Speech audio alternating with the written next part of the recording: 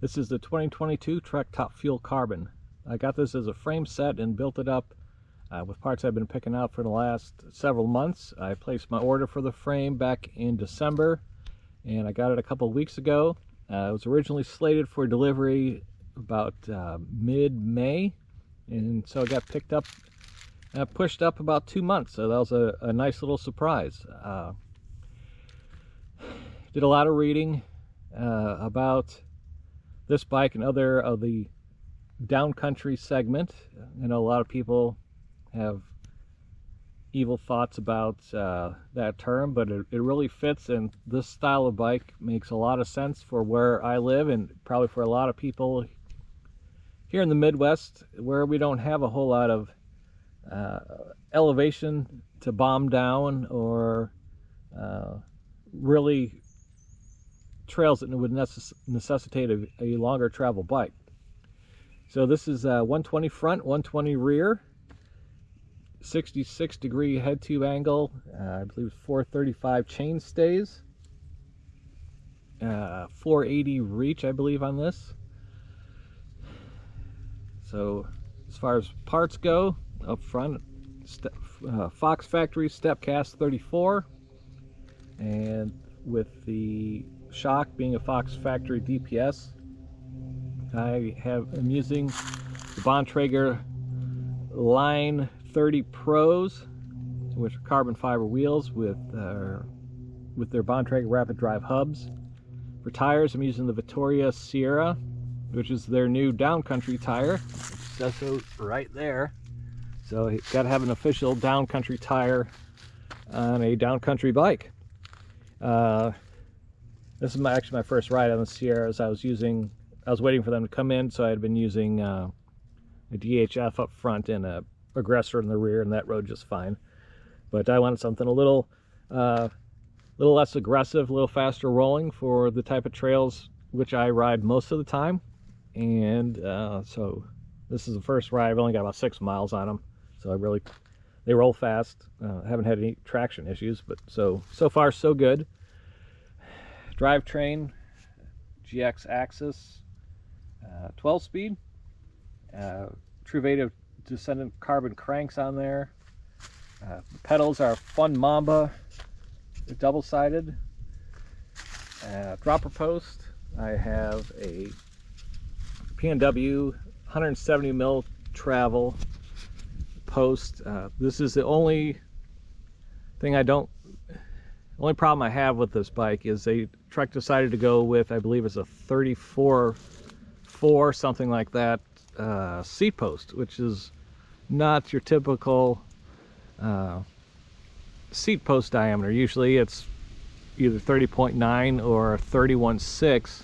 So that also shares, I believe, like their Slash or the Remedy also has that fatter seat post. They decided, their reasoning is it's bigger dropper posts are more reliable. I've never had any issues with any other dropper posts as far as reliability goes, but there you have it. So, and about the dropper post, this is a size large frame. I'm 6'1" with a 34-inch inseam. That's a 170 dropper. I picked the 170 because that's what Trek specs for the bike. And as you can see, that's too short.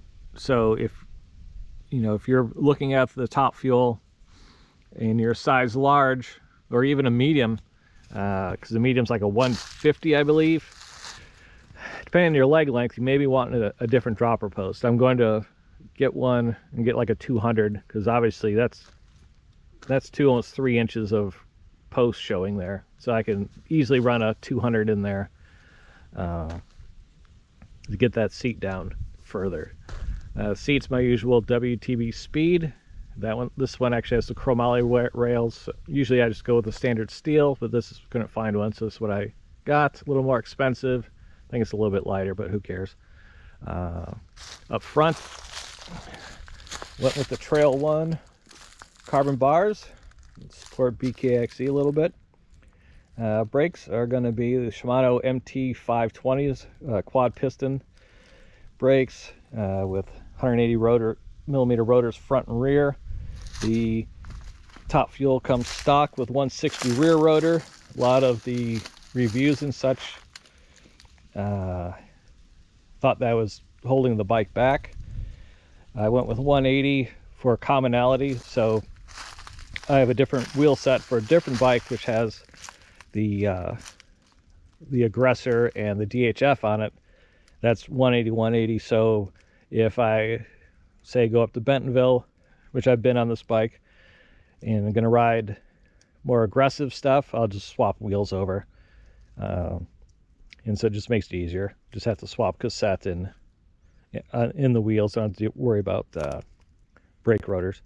Also, I'm fond of stopping. I like solid brakes. I don't think excuse me, the weight differential isn't all that much. Interesting note, weight difference with the previous tires on there, with the Maxxis tires.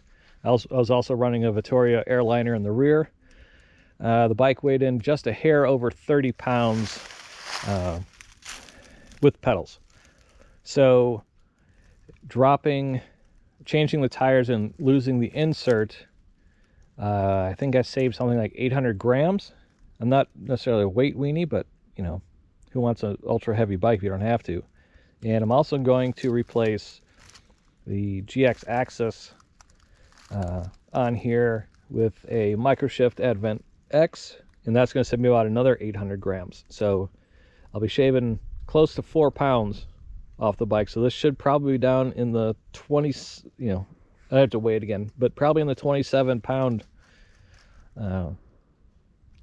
weight class. So that'd be pretty significant for a bike that's, you know, meant to zip around. What else we got going on here? So the frame, get back to the frame set. It came with the shock.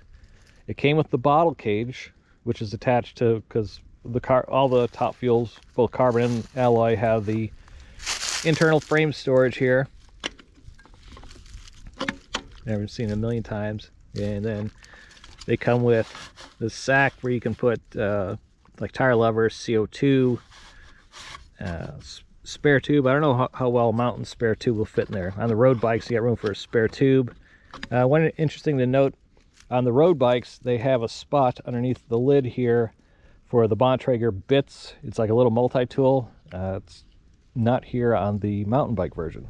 Don't know why, but that was kind of neat because you could put in a little little multi-tool take with you. I don't have anything in there at the moment. Imagine I could probably pile in some fruit snacks or something. Also, they went with Trek's been doing their knock block for the last couple of years. It used to be, I believe, like a 58-degree turning radius, and now this is knock block 2, which is a 72. So there's your turning radius. That's plenty. I wasn't I thought the original knock block was kind of a solution looking for a problem. They were doing a more straight shot, we call it the straight shot down tube, where you didn't have this part, so it was to prevent your fork crown from smashing into your down tube. Also, if you had a lower bar setup, your brake levers could impact the top of your top tube, or your bars spin out and rip your hoses out in the event of a crash. So that's what it was designed to prevent. They're going with the 2.0. It's also removable, so if you don't want to use it, you don't have to, because I think they made a little design change here in the frame, so you got clearance for the fork crown. But the frame also did come with the headset, the spacers, and the stem. So you get stem, spacers, headset, rear shock, if you were, and seat collar if you were to buy just a frame set. But like I said, I'm fine with the knock block 2. It doesn't prevent, doesn't get in the way. You don't even notice it when you're riding. So I think it's a good compromise of, potentially ripping out your hoses in a crash versus mobility. So how this rides, well, both the fork and the shock have 3 modes of adjustment. This is the fit damper on it. So you have open, trail, and then lockout. Same with the rear. In the trail mode, it's a pretty firm suspension. It's under pedaling, it's very responsive. I don't feel any pedal bob in trail mode. It soaks up the bumps pretty good. A little bit not quite as plush as some of my other forks, but again, it's, you know, the factory step cast is more of an XC fork.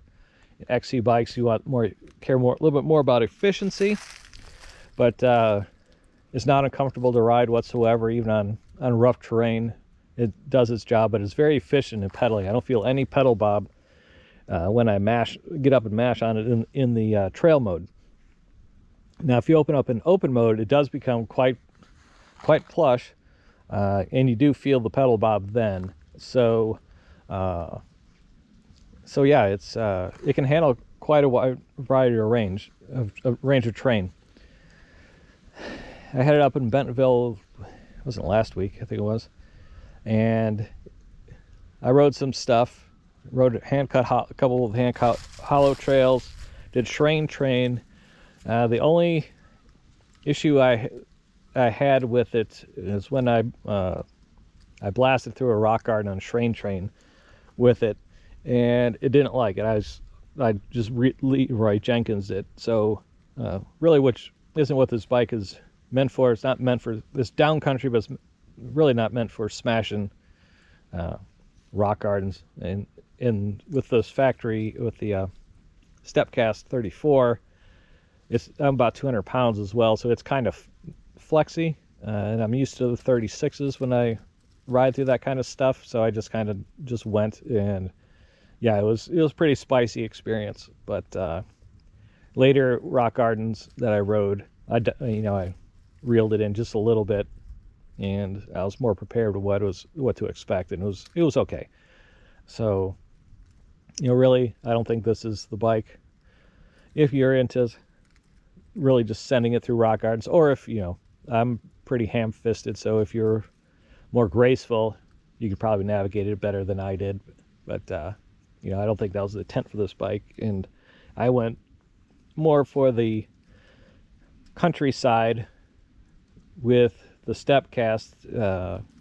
Trek says you can use a 130 mil travel fork up front, so if you went with like a 130 standard 34, or I don't know if you can get an air shaft for a 36, you could stiffen up that front end quite a bit, and if you wanted to go that route. But with this one, I've got the Delano Peak, so that's going to be the bike. If I'm going to plan to go get a little more rowdy, I'll take that. If I'm going to go or ride my local trails, I'll bring this, because this is what it's meant for. Very efficient. Pedaling, climbing, descends well. It just does the big chunk. It's not a fan of, at least in how I've built it. So that's all I got for this. I mean, the paint job on this. One more thing, the paint job on here is gorgeous. The pictures on the website don't do it justice with the fade here. On the website, it shows it looks a lot more cut and dry in the sections, but the fade's really nice. And the dark blue, I don't know if it'll show up on camera, but the dark blue is actually translucent, so you can see the carbon layup underneath the paint here. It looks like it's wet, so that's really slick. So when I opened the box and saw this for the first time, I was quite taken with it, and still am. So that's all I got for right now, and get back out on the trail and keep riding. Thanks for watching.